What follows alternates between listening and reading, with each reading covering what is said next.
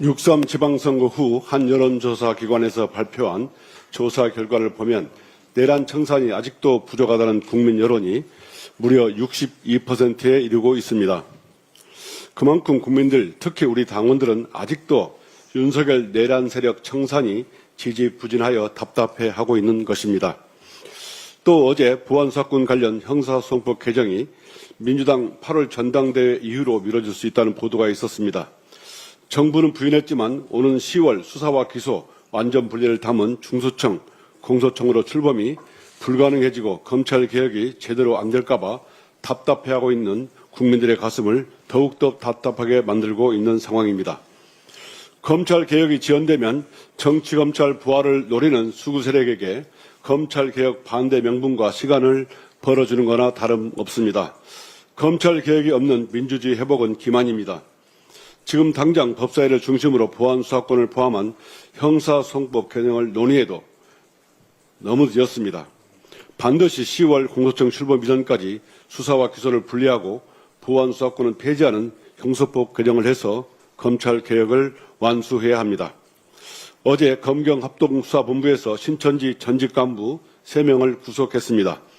20대 대선 당시 윤석열을 지원하기 위해 2021년 5월에서 7월경 신도들을 국민의힘 책임당원으로 가입시키고 2024년경 22대 총선 당시 필라테스 작전을 통해 신도들을 국민의힘으로 집단 입당시켰다는 정당법 위반 혐의입니다. 보도에 의하면 6만 명이 넘는 신천지 신도들이 20대 대선 경선과 22대 총선 국민의힘 경선을 앞두고 국민의힘 입당에 동원됐습니다. 홍준표 전 시장이 신천지 신도 10만 명이 윤석열을 돕기 위해 국민의힘 책임당원으로 가입했다는 폭로가 있었는데 이 폭로가 사실로 확인된 셈입니다. 윤석열한테 은혜를 갚아야 한다고 하면서 당원 가입을 하라고 했다고 합니다.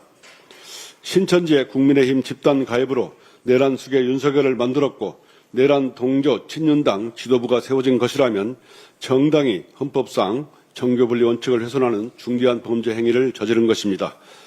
검경합수부는 신천지 신도 6만여 명이 무더기로 책임당원으로 몰려오는 동안 국민의힘이 내란 우두머리 윤석열 내란 정권과 어떤 유연적인 정교유착 공범관계를 했는지 명백하게 밝혀야 합니다. 이제 국민들은 윤석열 12.3 내란 비호당 국힘을 정당으로 참아줄 하등 이유가 없습니다. 윤석열 내란을 비호하고 국민의 정치 의사를 왜곡하고 헌법상 정교분리 원칙을 짓밟은 국민의힘은 해산되어야 마땅합니다.